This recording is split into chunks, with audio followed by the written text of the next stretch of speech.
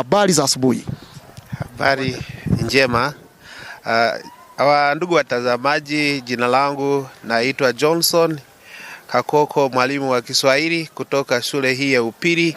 ya Gezi High School. Tugaruke kache omurimi ornyankore rukiga kugira ngo omukuru Kakoko Johnson kandi omushomesa wa Kiswahili abantu bundi bakakucenga ntwe no tugambire wamara bwire bukwingana ki ori kushomesa orurimi ororo wa Kiswahili kandi ni bintu ki ebyamani munonga ebyo yizire no reba omukushomesa orurumoro. Namara emyaka 17 ndi kushomesa orurimi ngatandika kushomesa omwaka ogw'2008 ndi kutandikira omu private schools na egesa omu mashomero gatali gamwe na gamwe nka Brainstorm High School, Ndogwa Secondary School, St. Agatha Girls Kakole na nokwe ahina arujireyo akuhona ina agamba ndi kwija kwegesa omwishomero ejya Gezi High School. Konka ekimfuniremu nko mwegesa okumara obwiro obugeno mbazeri nyegesa mbaze kubona mesente mbwinirema kasente mazuma ninyebisaho ahabwo ururimi nimbasa kushomesa abana banje ahabwo ururimi nango kiyabona kasente ko kujuga imwe nakihire omukushomesa ururimi so ninyenda bagambira abari kundeba ezishaha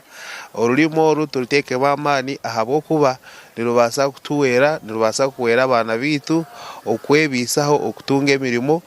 ti kugira ngo washoma ururimi no basa kwegesa kwonka hariho ebindi ebyo kubasa kwijana okora okugira ngo wabasa kwebisaho omukamba he echo kureberaho omu engineering. Engineers barakozesa Oruswahili hariho barakozesa katuruzi dabo oshanga ori kuza kukorera omahanga gandi ori kwetenga language. Abashaho bitu abakora omagwariro bakaboka omahanga gandi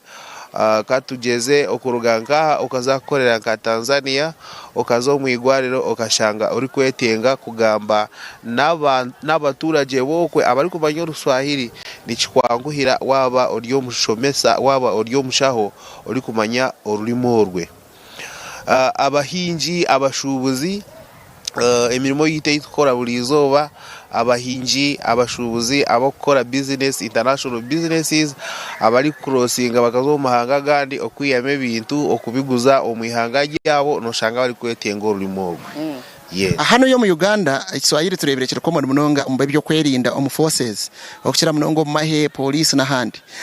kituma abantu mwe batekateka ngo okwege Kiswahili notekwa kuzo mu forces kugira ngo buno gandeje Kiswahili kirungi entekateke ejo niwe nko mushomesa harubwo kugireba.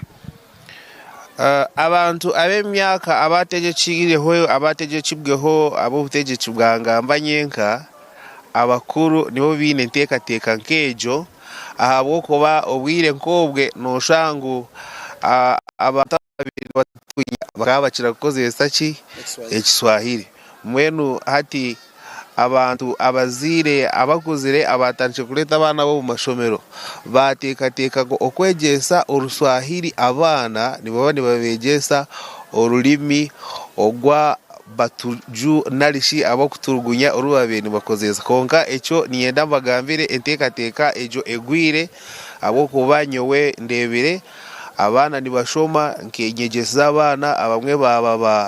barugamu ba Dr. Bekiswahili hati baliyo nibatunge sente nibegeso mu university bali jeruyale. Yes. Ano buremezi ki omucyari kureba umukushoma hamwe na no kushomesa Ekiswahili okukira munonga omwihanga ya Uganda. Echo kubanza ndaze kucekekerera Ministry ya Education na Sports ahituratandika okushomesa Oruswahili omu secondary school omwana atine background ye language oshanga omwana yaruga omu primary yijo mu secondary ali kutandika Oruswahili okugwega omu kibina cyo kubanza then oshanga atari kubyetegerezaje nkogwe owatandika ali kwega orujungu okuruga omu primary akaiko omu secondary. Lero twineho methodology eyi abashomesa bingi bari kira kukozesa eyi bari kweta ngo ni tarjumi no kwegesa oriya omu Kiswahili orata omu Kingere omu Rujungu okugira ngu omwana abase kucenga tokatandika kwegyesa Oruswahili omu kirasi okatandikira habyo omwana habyo omwana kumanya then orikuza ahajya atakumanya then ekindi ni baba nkahati ya government ekakwata Oruswahili yaruta omu secondary konka nibagwega aha senior 2 na senior 1 na senior 2 ruli compulsory konka kuri kuhikaho ruferaho abana bakurutwara omu senior ya kashatu ne ya kana baba bache na mwahika ya katano ne ya mukaga abakurutwara nabo babura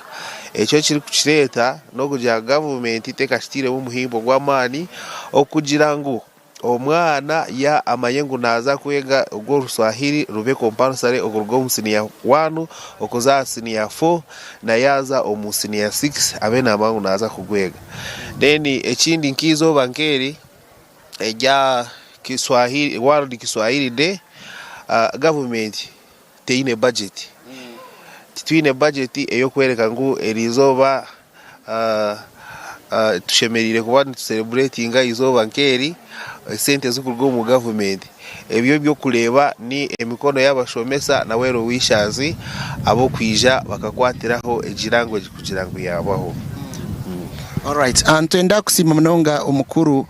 Kakoko Johnson kandi omuhangu omukushomesa orurumi orwa Kiswahili. Ntugira ngo asante sana ndugu yangu niko tukugira karibu. Okay, good. So ntenda kusima mnonga kandi ni wowe wabanotureba Hatayari West Television twenda kwendeza mwena abari kukunda orurumi orwa Kiswahili izoba rurungi area World Kiswahili Day. Ndi job na manya apuli hanu ya Omulikabale aha Kigezi High School kangaruze mu studios ogumize munoreba aga hanu na hariya Hatayari West Television. Asante sana mwenyekiti Job Apuli, asante. Yes, oshemerire kuba hakiri no basagamba yakagambo kamwe ninga bubiri obw'Oruswahili na mnonga izoba nkeri ery'Oruswahili konka twenda kusima na n'omushomesa ogwe kandi na nebyo ebyatugambire bikwatire n'orurimi orw'Oruswahili ntwamya ngo abantu bagezaho okuba nibegayo kamwe ninga tubiri nobija kuba nibahwerwaho okurwega bwangu noreba hati abana b'amashomero bo beino omugisha kugira ngo norushomesebwayo okwe konka kandi abakuzire bonke manyisango babine kurwega kurugaha abantu batahi babo okuraba mu kurugamba mpora na hariya okagenda mission okuba nokwata orurimi orwa Kiswahili hakirosheme kuba nomanye y'obugambo buke. Asante sana webare mnonga kandi karibuni webare kwijomka twakutangira omka obugambo bundi habari za jioni habari za mchana obuntu nkobwe buche ogendo mission okuba noyitendeka orurimi Oruswahili obundi okeja kuba norwega mpora tuchagumzamu na makuru agahana harata ya West ochirinanye pleasure ajuna kandi tuchirukumwe mpaka omajingo agashaha mukaga ezihangweri eshayi jintu ja kubantu yongera yo makuru gandi tuja kubantu kutwara omakuru gakwatirine hamwe nana ebyo kutera karuru ka bakuru bentebezo kubanza habyaro akorekirire kuterwa kwezo kuno kwezo kurukwijo kwa mnano mwaka ogwo hati abantu bona na mnongo mu rurembo rwambarra n'ebicweke byetoroireho bayihanangirizibwa ngunyabura baze kuchebera amazina gabo mu kitabo cy'abatezi bakaruru ekiri kumanywa nka register babase kureba yaba nabo bahandikirwe